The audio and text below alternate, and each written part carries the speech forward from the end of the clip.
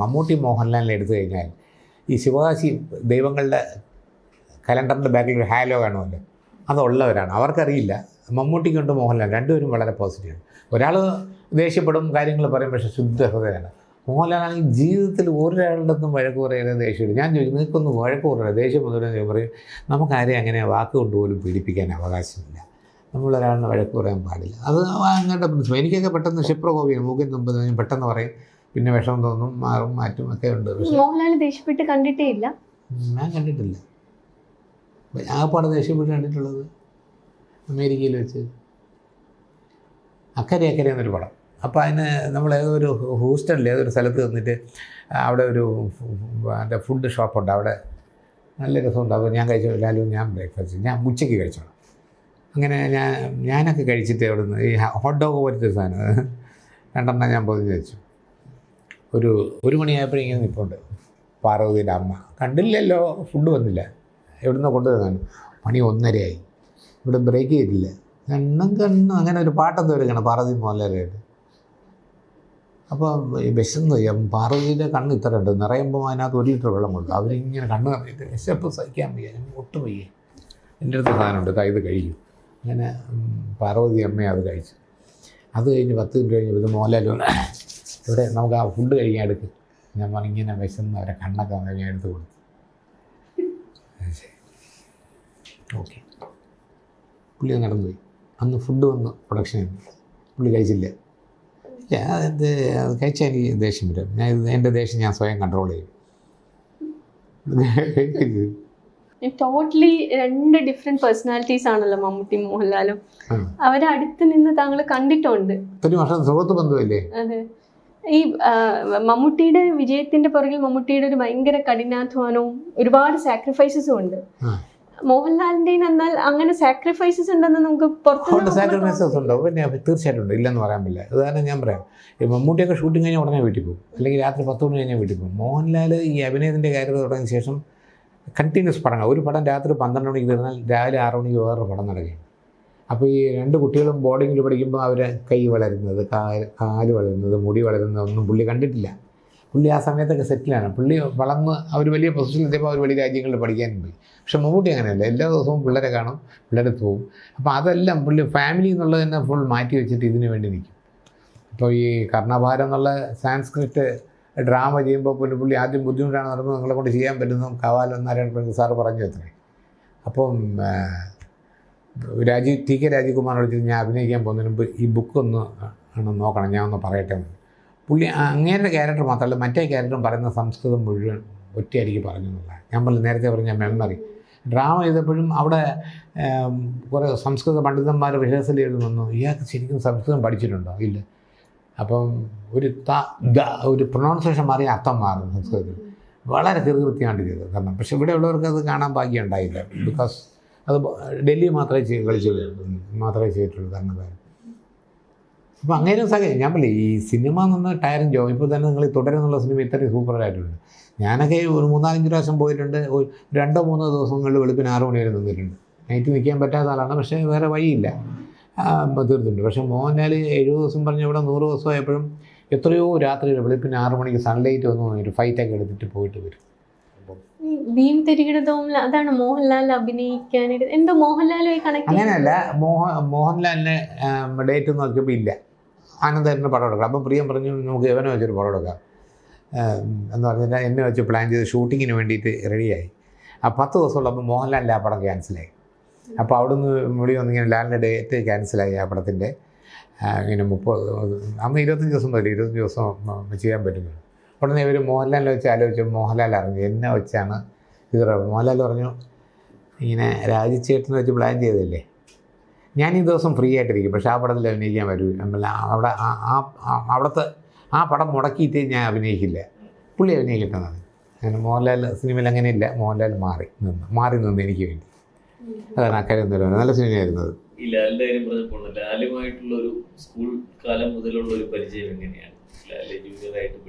അത് ഞാൻ പറഞ്ഞില്ല, മോഡൽ സ്കൂളിൽ 3 കൊല്ലം ബെസ്റ്റ് ആക്ടറായി, ആർട്സ് ക്ലബ് സെക്രട്ടറി, 10th പാസ്സായി കഴിഞ്ഞപ്പോഴത്തേക്കും ഫസ്റ്റ് PDC ചേർന്നപ്പോഴത്തേക്കും മോഹൻലാലും ഒരു 6-7 കുട്ടികളും കൂടെ എൻ്റെ വീട്ടിൽ വന്നിട്ട് ചേട്ടാ ഒരു നാടകം അഭിനയിക്കണം, ഞങ്ങളാരും അഭിനയിച്ചിട്ടില്ല, എന്താ ചെയ്യേണ്ടത്? അങ്ങനത്തെ ആഗ്രഹമാണ്. ഞാൻ 2 ദിവസം കഴിഞ്ഞ് വരാൻ പറഞ്ഞു. അപ്പോൾ നവയുഗം എന്നുള്ള അന്ന് ഉണ്ടായിരുന്നൊരു മാഗസീനിൽ സീരിയലൈസ് ചെയ്യുന്ന വേളൂർ കൃഷ്ണൻകുട്ടി സാറിൻ്റെ കമ്പ്യൂട്ടർ ബോയ് നാടകമുണ്ട്. ഞാൻ നിങ്ങൾ വരുമെന്ന് പറഞ്ഞു. അങ്ങനെ എൻ്റെ വീട്ടിൽ വെച്ചിട്ട് ഞാനിത് അവരെ പഠിപ്പിച്ച് എല്ലാം കഴിഞ്ഞിട്ട് ഇവരുടെ നിന്ന് അന്ന് 3 രൂപ ചെന്തോ മേടിച്ചെന്നാണ്. ആ പൈസയ്ക്ക് മെറ്റീരിയൽസ് വാങ്ങിച്ചു. ഒരു ഫുൾ 90 വയസ്സാകണം. അപ്പോൾ സാധാരണ യൂത്ത് ഹോസ്റ്റലിന് 10th ഔട്ട് ഗോയിങ് സ്റ്റുഡൻസിനാണ് പ്രിഫറൻസ് ഉള്ളത്. ഇത് മോഹൻലാൽ 6ാം ക്ലാസ്സാണ്. ആ നാടകത്തിൻ്റെ അനൗൺസ്മെൻ്റ് ഒന്ന് ഞാൻ ഓടിക്കളഞ്ഞു നമ്മുടെ സ്കൂളിൽ നിന്ന്. കാര്യം സീനിയേഴ്സ് പിള്ളേർ വിടത്തില്ല. മോഹൻലാലിൻ്റെ ബെസ്റ്റ് ആക്ടർ ആ നാടകത്തിൻ്റെ ഫസ്റ്റ് പ്രൈസ്. മോഹൻലാൽ എപ്പോഴും പറയും അത് ചേട്ടൻ്റെ കൈപുണ്യമാണ് ഞാൻ ഇന്നറിയതായത്. ഞാൻ ഒരിക്കലുമല്ല. അങ്ങനെ ആയിരുന്നെങ്കിൽ ബാക്കി 7 പേര് എന്തുകൊണ്ടാണ് ഒരു റേഡിയോ നാടകത്തിൽ പോലും അഭിനയിക്കാത്തത്? എൻ്റെ കൈപുണ്യമല്ല, ഒരു നിമിത്തമായെന്നേ ഉള്ളൂ. ബട്ട് മോഹൻലാൽ എന്താ പറയുക, നമ്മൾ നിൽക്കുമ്പോൾ അയാളുടെ ബാക്കിലൊരു ഹാലോ ഉണ്ട്. അങ്ങനെ ഒരു പൊസിഷനിലാണ്. അത് ഒരു ഈശ്വരൻ്റെ പ്രത്യേക ഗിഫ്റ്റാണ് പുള്ളി. മോഹൻലാലിനെ അന്ന് അഭിനയിപ്പിക്കുമ്പോൾ തന്നെ തങ്ങൾക്ക് തോന്നി ഇദ്ദേഹത്തിൻ്റെ ഒരു പൊട്ടൻഷ്യൽ, ഇദ്ദേഹത്തിന് മലയാള സിനിമയിൽ വളർന്നു വരാനുള്ള ഒരു പൊട്ടൻഷ്യൽ ഉണ്ട് എന്ന്? അതൊന്നും അറിഞ്ഞൂടാ. എനിക്ക് എങ്ങനെയാണെന്നേ ഉള്ളൂ.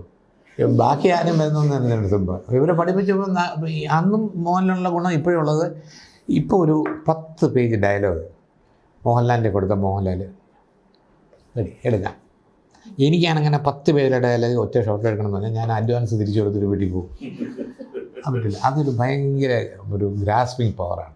ഏതാണ് ഈ ഡയലോഗ് മേക്കപ്പ് ചെയ്യാന്ന് പറയില്ലേ, എല്ലാവരും. പഴയ തെക്കുറിച്ചേട്ടനുണ്ടായിരുന്നു. ഇപ്പോഴത്തെ ജനറേഷനുള്ളതിൽ പൃഥ്വിരാജ് ആ കാര്യത്തിൽ മിടുക്കനാണ്. സിദ്ദിഖ് ഒരു പ്രാവശ്യം വായിച്ചാൽ മതി. അതിനകത്ത് കോംപ്ലിക്കേറ്റ് ഇംഗ്ലീഷ് വാക്കുകൾ ഈ ശശി തരൂർ സാറ് പറയുന്ന ഒരു ഘടകെട്ടിയൊക്കെ ഉണ്ടെങ്കിലും പറയും. ഇവരെല്ലാവരും പറയും. അതൊരു പ്രത്യേക നേച്ചറാണെന്നാണ് എനിക്ക് കാണാൻ തുടങ്ങി അറിയുന്നെങ്കിൽ നമ്മൾ പഠിച്ച് IAS എടുക്കില്ലായിരുന്നു അല്ലേ? അല്ല, ഇവരത്രയും ഞാൻ പറഞ്ഞു മിടുക്കുണ്ട്. എന്തെങ്കിലും ഇല്ലാതെ ഒരാൾ എവിടെയെങ്കിലും എത്തില്ലല്ലോ. ആ സമയത്ത് പ്രോംപ്റ്റ് ചെയ്യുന്ന പരിപാടിയൊന്നും ഇല്ലായിരുന്നു. ഏത് ഈ ഷൂട്ടിങ്ങിൻ്റെ ഇടയിൽ അപ്പം ചില ഡയറക്ടേഴ്സിന് ഒന്നും ഇഷ്ടമില്ല. പക്ഷേ എന്നാലും ഈ ഫിലിമിന് വില കൂടുതലുള്ളതുകൊണ്ട് ചിലരൊക്കെ സമ്മതിക്കും. പിന്നെ ഞാനൊക്കെ അന്ന് അഭിനയിക്കുന്ന ശശികുമാർ സാറ്, ജയൻ, മറ്റേ സോമേട്ടൻ, ഇവരുടെ കൂടെയൊക്കെ അഭിനയിക്കുമ്പം പ്രോംപ്റ്റിങ്ങില്ല. ഡയറക്റ്റ് റെക്കോർഡിങ്ങാണ്. ബൂമിൽ മൈക്ക് വെച്ചിട്ട് സിനിമ. എന്നെ അത്ഭുതപ്പെടുത്തിയിട്ടുള്ള ഒരു ആക്ട്രസ് ജയഭാരതിയാണ്. അത് നമ്മൾ ആ മുരുകാലൻ സ്റ്റുഡിയോയിലിരിക്കുമ്പോൾ ജയഭാരതി ഇരിക്കുമ്പോഴത്തേക്കും അവരൊക്കെ ഒരു ദിവസം 3 പടം അഭിനയിക്കുകയാണ്. രാവിലെ എന്താ പറയുക 8:30 to 1, 2 to 5, 6 to 12 അങ്ങനെ 3 പടമാണ് അഭിനയിക്കുന്നത്. ഒരു പടത്തിന് 10 ദിവസം 12 ദിവസമാണ് ഇവരെല്ലാം മൊത്തത്തിൽ എടുക്കുന്നത്. അപ്പം ഞാൻ അവിടെ ഇരിക്കുമ്പം ജയഭാരതി വന്നു. അപ്പോൾ അസിസ്റ്റൻ്റ് ഡയറക്ടർ ഒന്നുമില്ല, ശരി ഡയലോഗ് ഇന്ന് വായിക്കും. അവർക്ക് മലയാളം വായിക്കാൻ അറിയില്ല. ഇന്നും എഴുതാനും വായിക്കാൻ അറിയില്ല. അവർ തമിഴാണ് ജയഭാരതി. അപ്പം ഇയാൾ അവൻ ഡയലോഗ് വായിക്കും. അമ്മ അത് സ്ലൈഡ് കൊടുക്കമ്മ, എന്താ പേന നീ നിർത്താതെ, നീ പഠിച്ചിട്ടേ, നീ വായിച്ചുകൊണ്ടിരിക്കുക, ഞാൻ കേൾക്കുന്നുണ്ട്. ഇടയ്ക്കിടയ്ക്ക് ആ സ്ലൈഡ് എടുക്കുക. ആ ലിഫ്റ്റിക്ക് വെച്ച് എടുത്തിട്ട് அந்த ഡ്രസ്സ് എടുത്ത് വെച്ച് എന്ത് തറവാട്, പുന്നമുട്ടിൽ തറവാട് അല്ലേ? ഓക്കെ, അന്നേട് ചീപ്പട് നീ വായിച്ചോ. മേക്കപ്പ് ചെയ്ത് ഞാൻ ചോദിച്ചു ഇവരെന്തൊരു കേരള സാറിന്, ഇവർക്ക് ആക്ടിങ്ങിൻ്റെ അടുത്തൊരു പാഷനില്ലേ? ശശികുമാർ സാറിൻ്റെ അടുത്ത് നമ്മൾ ശശികുമാർ സാർ പറഞ്ഞു 12 മണിക്ക് പോകണ്ടേ, നമുക്ക് റിഹേഴ്സൽ നോക്കാം. അയ്യോ സാർ ടൈമില്ല, നമുക്ക് ടേക്ക് എടുക്കാം. ഇതിനകത്ത് film model start camera action. അവൻ പറഞ്ഞ ആ ഒരു 1.5 പേജ് ഡയലോഗ് ഉണ്ടല്ലോ, വിത്ത് എമോഷൻ, കരേൻ്റെ അടുത്ത് കരഞ്ഞ് പൊട്ടിക്കരഞ്ഞ് പുട്ടുപോലെ അഭിനയിച്ചിട്ട് അവർ.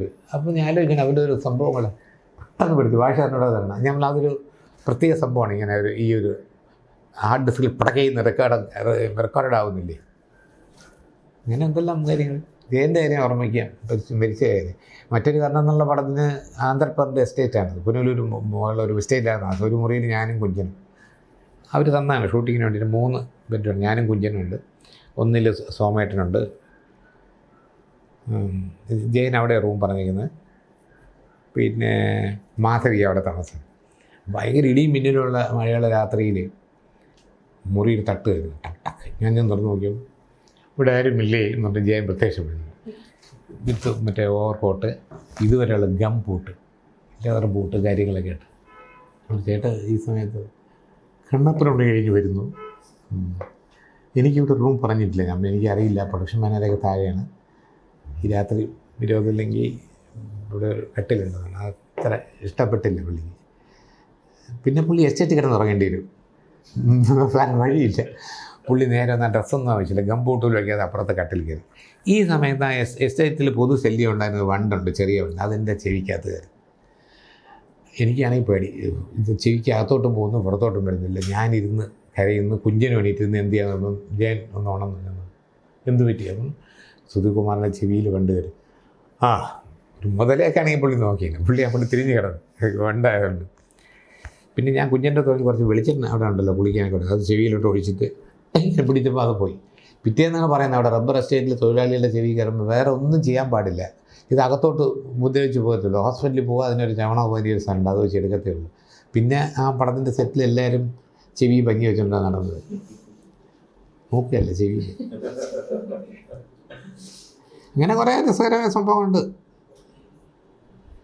മോഹൻലാലിനെ കുറിച്ചുള്ള ഇത് മെമ്മറി പറഞ്ഞു തുടങ്ങിയതേ ഉള്ളൂ, അതൊന്ന് കംപ്ലീറ്റ് ചെയ്യും. അത് കഴിഞ്ഞുള്ള ഈ 50 years'ുള്ളൊരു അദ്ദേഹം അല്ല കൊണ്ട് ഞാൻ പ്രൊഡ്യൂസ് ചെയ്ത ഹലോ മൈ റോങ് നമ്പറിൽ ഒരു മാഗസിൻ 400 അടിയാണ്, 4 മിനിറ്റോളം പോകുന്നതിന് ജഗതിയുടെ ഒരു ഡയലോഗ് പറയുന്നുണ്ട്. ക്യാമറ സ്റ്റഡി ആയിട്ടേക്കും ഓഡിയോ ജഗതിയെടുത്ത് പറയും, അപ്പുറത്ത് പറയും, ഇപ്പുറത്ത് ഇങ്ങനെ ഓടി പട പട പട പട പട എന്ന ഒരു ഫുൾ കാര്യങ്ങൾ പുള്ളി ഒരു കഥ പറയുന്നത്. അത് കഴിഞ്ഞ് ഇവിടെ മിസ്റ്റേക്ക് ഓക്കെയാണ്. മുലയിലെന്തോ കൈയെടുത്തോ ഒന്നും ഒരു ഇടി എന്തോ മൂക്കിലെന്തോ കൊണ്ട് ജഗതി, പക്ഷേ ജഗതി അത് എന്നൊക്കെ പറഞ്ഞ് അഡ്ജസ്റ്റ് ചെയ്ത് ഡബിങ്ങിന് വന്നപ്പോഴത്തേക്കും മോഹൻലാൽ ഡബ് ചെയ്തു. ഞാൻ പറഞ്ഞു ഒരു കാര്യം ചോദിച്ചത്, പിക്ചർ കാണിക്കില്ല, തിരിഞ്ഞ് നിന്നിട്ട് ഈ പറഞ്ഞ ഡയലോഗ് മുഴുവൻ പറയാമോ? 2 മാസം മുമ്പ് ഷൂട്ട് ചെയ്യല്ലേ, പറയാൻ പറ്റുമോ? അതിനെന്താ എടി പറഞ്ഞു വിടാൻ പറഞ്ഞു. പുള്ളി അത്രയും ഡയലോഗ് കാര്യങ്ങൾ എങ്ങും നോക്കാതെ പറഞ്ഞു. അത് ഞാൻ പറഞ്ഞില്ലേ, 2 മാസം കഴിഞ്ഞിട്ട് ഒരു പ്രാവശ്യം ഡബ് ചെയ്തു പുള്ളി. ഇനി നമ്മൾ പിക്ചറില്ല ഇല്ലാതെ അങ്ങോട്ട് നോക്കിയിട്ട് പറയാൻ പറഞ്ഞു. റെഡി എന്ന് പറഞ്ഞു പുള്ളി, പെർഫെക്റ്റ് ആയിട്ട് പറഞ്ഞു. പുള്ളി ഡബിങ് ഫാസ്റ്റാണ്, ഒരു പ്രാവശ്യം നോക്കും ഒരു പ്രാവശ്യം നോക്കും ടേക്ക്. ജഗതിയെ കുറിച്ച് പറഞ്ഞപ്പോൾ ജഗതിയുടെ ഒരു ആബ്സെൻസ് മലയാള സിനിമയിൽ ഇപ്പോൾ എത്രത്തോളം ഫീൽ ചെയ്യും? ആബ്സെൻസ് ഉണ്ട്. ഞാൻ പറയും ഒരാൾക്ക് ഈ പറഞ്ഞ മാതിരി ഞാൻ മോഡൽ സ്കൂളിൽ പഠിക്കുമ്പം എന്തുകൊണ്ട് നടനായി എങ്ങനെ നടനായി എന്നാൽ ജഗതി ശ്രീകുമാറിൻ്റെ നാടകങ്ങൾ കാണാനിടയായി. എന്നെക്കാളും 5-6 വർഷം സീനിയറാണ്. പക്ഷേ ഓൾഡ് ബോയ്സ് ഡേ എന്ന് പറഞ്ഞാൽ നമ്മുടെ സ്കൂളിലുള്ള അപ്പോൾ സെലിബ്രേഷന് ഒരു 1 hour 2 hour ഡ്രാമ അവതരിപ്പിക്കാണ്ട് ജഗതി വന്നിട്ടുണ്ട്. അപ്പോൾ അത് കണ്ടിട്ട് ആൾക്കാരെ ചിരിയും ബഹളവും കൈയടിഞ്ഞ് എന്തൊരു ആരാധനയാണ്. എനിക്കിതുപോലെ ആവണം, ജഗതിക്ക് ഇങ്ങനെ കിട്ടുന്നില്ല അംഗീകാരം കൈയടിയൊക്കെ എനിക്കിതുപോലെ. അങ്ങനെ ജഗതി ശ്രീകുമാറാണ് എൻ്റെ ജീവിതത്തിലെ ഫസ്റ്റ് സ്പാർക്ക്. ആക്ടർ ആവണം എന്നുള്ള വഴിയിലോട്ട് തിരിച്ച് വിട്ടത് അതാണ്, അദ്ദേഹത്തിൻ്റെ അഭിനയമാണ് സംഭവം. ഞങ്ങൾ എത്രയോ സിനിമകളിൽ അഭിനയിച്ചു, ഞാൻ പ്രൊഡ്യൂസ് ചെയ്ത പടങ്ങളിലുണ്ട്, എല്ലാം ഉണ്ട് പുള്ളി. പിന്നെ ഈ പറഞ്ഞാൽ ഇപ്പം വയ്യാതായിപ്പോയി, എന്ത് ചെയ്യാൻ പറ്റും? അസുഖം ആർക്കും വരാമല്ലോ, എനിക്കൊന്നുമില്ലേ.